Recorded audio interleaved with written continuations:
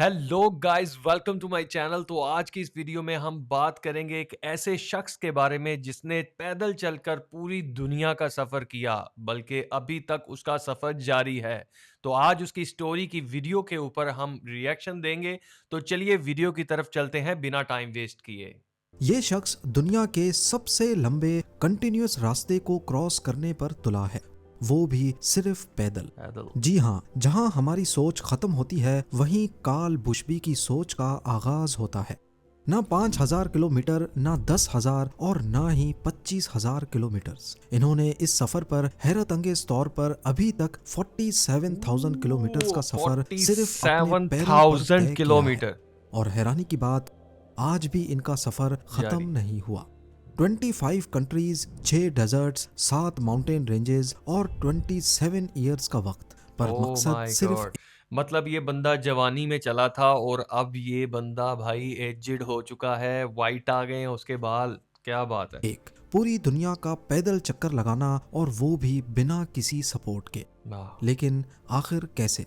GeM TV की videos में एक बार फिर से खुशामदीद। नाजरीन, इंग्लैंड से ताल्लुक रखने वाले एक एक्स पैरा ट्रूपर कार्ल बुशबी, जिन्होंने दुनिया के सबसे लंबे रास्ते को पैदल क्रॉस करने का खतरनाक इरादा किया।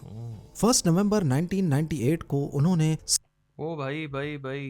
करने का खतरनाक इरादा किया। 1 नवंबर मतलब ये सीन था 1998 में। 1998 को उन्होंने सिर्फ $500 जेब में रखे वाह। और चिली की सदर्न टिप पर वाक़े पुंटा अरीनाज शहर से अपना सफर शुरू किया। वेरी इस नाइस। मिशन को कार्ल ने नाम दिया गुलायत एक्सपीडिशन। ये एक ऐसे मिशन का आगाज कर चुके थे जिसमें उनको पूरे अमेरिकन कॉन्टिनेंट को क्रॉस करके रशिया जाना था, फिर वहां से एशिया और फिर इंग्लैंड में अपने होम टाउन में आकर अपना सफर खत्म करना था। ये टोटल डिस्टेंस 58,000 किलोमीटर बनता है। कार्ल के अंदाजे के मुताबिक अगर वो दिन में 19 किलोमीटर भी चलेंगे तो वो ये सफर आसानी से 8 सालों में तय कर लेंगे। पर इस सफर में जिन मुश्किलात का वो सामना करने वाले थे, उन्हें मालूम भी नहीं था कि 8 सालों का ये सफर 27 सालों के बाद भी खत्म नहीं हो पाएगा। यानी कि 19 किलोमीटर अगर डेली वो चलते तो 8 सालों में ये सफ़र ख़त्म होना था। लेकिन 27 साल, कहाँ 8 साल और कहाँ 27 साल भाई, बहुत लंबा टाइम है और अभी भी ये सफ़र चल रहा है। कार्ल बुशबी ने अपनी इस एक्सपीडिशन के 2 असूल बनाए। पहला ये कि इस सफर में कोई भी सवारी इस्तेमाल नहीं होगी। नाइस। ट्रेन, गाड़ी, हवाई जहाज या किसी भी मोटराइज्ड व्हीकल का इस्तेमाल नहीं होगा। उन्हें हर कदम सिर्फ और सिर्फ पैदल ही चलना होगा। और दूसरा ये कि अगर उनको अपना सफर बीच में रोकना पड़ा तो वापस एग्जैक्टली वहीं से शुरू करना होगा जहां उन्होंने अपना आखिरी कदम रखा था। ये रूल्स ऑसम। सुनने में तो आसान लगते हैं, लेकिन कार्ल ने इनकी कीमत सालों की तन्हाई, वीजा की परेशानियों और मौत के खौफ से चुकाई है। क्या बात। कार्ल बुशबी ने अपना पहला कदम साउथ अमेरिका के पत्थरों पर रखा। गर्म मौसम, जंगली रास्ते और जमीन के हर मोड़ पर एक नया चैलेंज। शुरुआत में चिली से निकलने के बाद उन्होंने ज्यादातर पैसिफिक कोस्ट के साथ साथ और एंडीज पहाड़ों के किनारे पर रहकर आगे बढ़ना शुरू किया। इससे वो दुनिया के सबसे बड़े अमेज़न जंगल के मुश्किल हिस्से को पार करने से बच गए। पर सेंट्रल अमेरिका का रुख करने से पहले उन्हें जिस चीज ने सबसे ज्यादा परेशान किया वो था मौसम और टेरेन। क्या। सफर की शुरुआत में पैटागोनिया में उन्हें बहुत ही तेज और ठंडी हवाओं का सामना करना पड़ा। फिर दुनिया की सबसे लंबी एंडीज माउंटेन रेंज में ऊपर नीचे चलना ही अपने आप में एक इम्पॉसिबल टास्क है। जाहिर है। चिली के नॉर्थ में उन्हें एटाकामा डेजर्ट जैसे दुनिया के सबसे खुश्क और वीरान इलाकों से गुजरना पड़ा। यहाँ सबसे बड़ी मुश्किल पानी की कमी और दिन के वक्त तेज गर्मी थी। उन्हें जरूरी सामान के साथ साथ पहली बार जरूरत से ज्यादा पानी खींचकर ले जाना पड़ा था। कार्ल बुशबी ने अपने पास एक पुश कार्ट रखी थी। मतलब इतना सफ़र और साथ में अपने सामान को लेके चलना, और ये पुश कार्ट जो है ये 2 पहियों वाली, इस पे उन्होंने ज़्यादा पानी भी लोड किया। 2 पहियों पर मुश्तमिल एक छोटी सी कार्ट जिसमें वो खाना, कपड़े और जरूरत के कुछ सामान रखकर आसानी से खींच सकते थे। कार्ल का कहना है कि अटाकामा डेजर्ट से गुजरते वक्त मैं सिर्फ तब रुकता था जब मुझे पानी मिलता था। साउथ अमेरिका को क्रॉस करना बेशक एक बड़ा माइलस्टोन था, लेकिन असली चैलेंज था डेरियन गैप। कोलंबिया और पनामा के बीच एक 320 किलोमीटर का रास्ता जिसे डेरियन गैप कहा जाता है। I think यहाँ ये घना बर्फानी। जंगल, उसमें मौजूद अजीबो गरीब कीड़े और जहरीले सांपों के साथ साथ गोरिल्ला गैंग्स पाए जाते हैं। काल को इन सब से बचकर यहाँ से निकलना था। पनामा का बॉर्डर क्रॉस करते वक्त वो पनामा पुलिस के हाथों अरेस्ट भी हुए और 18 दिनों तक उन्हें जेल में रखा गया। लेकिन वजाहत के बाद जब वो रिहा हुए तो रूल के मुताबिक उन्होंने वापस अपना सफर वहीं से शुरू किया जहां से छोड़ा था। सेंट्रल अमेरिका को क्रॉस करना भी अपने आप में एक बड़ा चैलेंज था। यहाँ छोटे छोटे मुल्कों का एक बड़ा सिलसिला है। हर मुल्क में एंट्री और एग्जिट में वीजा के मसलों की वजह से उन्हें बॉर्डर पर काफी वक्त लग जाता। 2002 तक काल सेंट्रल अमेरिका क्रॉस कर चुके थे। फिर वो यूएस में एंटर हुए, जहां कभी लंबे हाईवेज पर ट्रैफिक से बचकर पैदल चलना पड़ता तो कभी सोनोरन डेजर्ट की तेज गर्मी का मुकाबला करना पड़ता। यहाँ का मौसम चिली के एटाकामा डेजर्ट से भी ज्यादा गर्म था। 2005 तक जब वो कनाडा और अलास्का पहुंचे तो मौसम पूरा बदल चुका था। यहाँ उन्हें शिद्दत की ठंड, बर्फबारी और मुश्किल तरीन टेरेन पर चलना पड़ा। अलास्का के वीरान इलाकों में जहां सड़कें भी नहीं थीं, उन्होंने अक्सर सप्लाईज ले जाने और रास्ता ढूंढने के लिए डॉग स्लेजिंग ट्रेल्स का इस्तेमाल किया। स्लेड्स की वजह से बर्फ थोड़ी कंप्रेस हो जाती है जिस पर चला जा सकता है, पर इस पॉइंट पर भी काल ने कुत्तों की मदद नहीं ली, क्योंकि इससे उनका सबसे इम्पोर्टेंट रूल मतलब इंसानों की नहीं, यानी जानवरों की मदद मदद किसी नहीं की भी नहीं लेनी। नाइस। अलास्का के बाद कार्ल बुशबी को जो मुश्किलात पेश आईं वो गुलायत एक्सपीडिशन की सबसे बड़ी और सबसे खतरनाक साबित हुई। नॉर्थ अमेरिका में अलास्का से साइबेरिया यानी रशिया में दाखिल होने के लिए उन्हें बेरिंग स्ट्रेट को पार करना था, एक बर्फ से जमा हुआ समंदर जो अमेरिका और रशिया को जोड़ता है। यहाँ का सबसे बड़ा चैलेंज ये है कि बेरिंग स्ट्रेट की बर्फ एक जगह ठहरती नहीं है। समंदरी लहरों की वजह से बर्फ के बड़े बड़े टुकड़े मुसलसल हिलते रहते हैं। इन बर्फ के टुकड़ों के बीच में खुला समंदर है। काल ने कई मर्तबा एक टुकड़े से दूसरे पर जाने के लिए ठंडे पानी में स्विमिंग भी की, जहां आर्कटिक की शदीद ठंड और हाइपोथर्मिया का खतरा उनके सर पर मंडलाता रहा। काल ने बेरिंग स्ट्रेट का ये हिस्सा एक फ्रेंच एडवेंचरर डिमिट्री कीफर के साथ पैदल क्रॉस किया।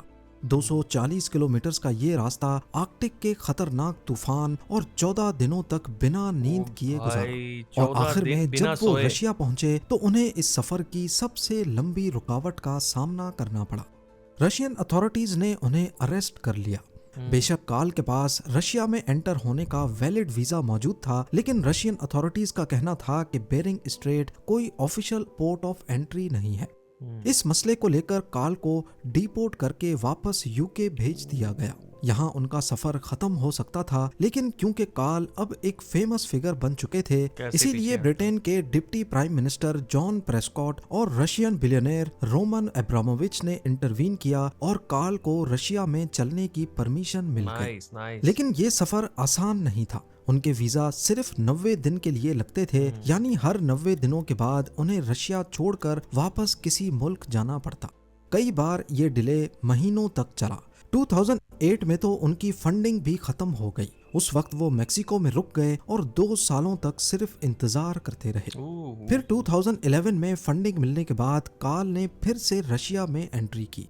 टंड्रा रीजन्स की बर्फीली रिवर्स पर चलते हुए वो साइबेरिया के बीच तक पहुंच चुके थे। यहाँ एक छोटी सी भी गलती काल की जान ले सकती थी, लेकिन वो चलते रहे। हर साल 3 महीने वॉक, बाकी 9 महीने वीजा का इंतजार। 2013 में काल को तब एक बहुत बड़ा शॉक लगा जब उन्हें मालूम पड़ा कि रशिया ने उन पर 5 साल के लिए बैन लगा दिया है। लेकिन वो आदमी रुकने वाला नहीं था।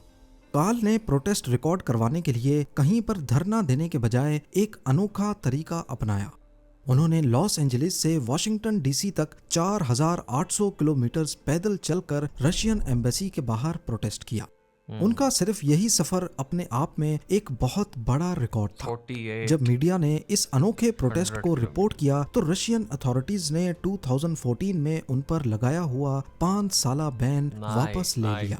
अब एक बार फिर उनको रशियन वीजा मिला और वो साइबेरिया में अपने उसी जीपीएस पॉइंट पर पहुंचे जहां उन्होंने सफर छोड़ा था। रशिया से निकलकर काल अब मंगोलिया पहुंच गए। वहां उन्होंने गोबी डेजर्ट क्रॉस किया, जो कि 1130 किलोमीटर किलोमीटर्स पर फैला हुआ है।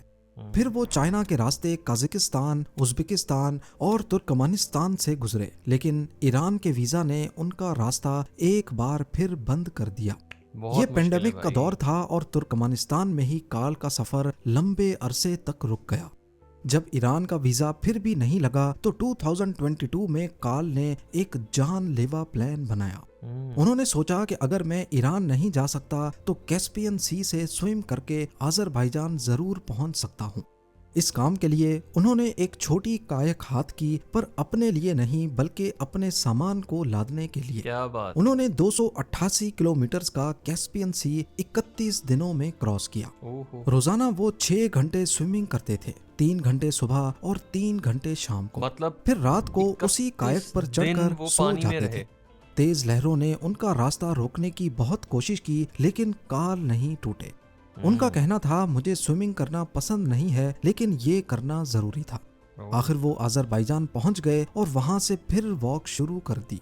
2025 में काल आज़रबाईजान से टर्की में एंटर हुए। अब वो इतने मशहूर हो चुके थे कि हर गांव में लोगों ने उन्हें अपने घर पर दावत दी। क्या बात। बीबीसी से बात करते हुए काल ने बताया कि टर्की की मेहमान नवाजी वो कभी भूल नहीं पाएंगे। इस्तांबुल में उन्हें बॉस्फोरस स्ट्रेट को पार करके यूरोप में एंटर होना था।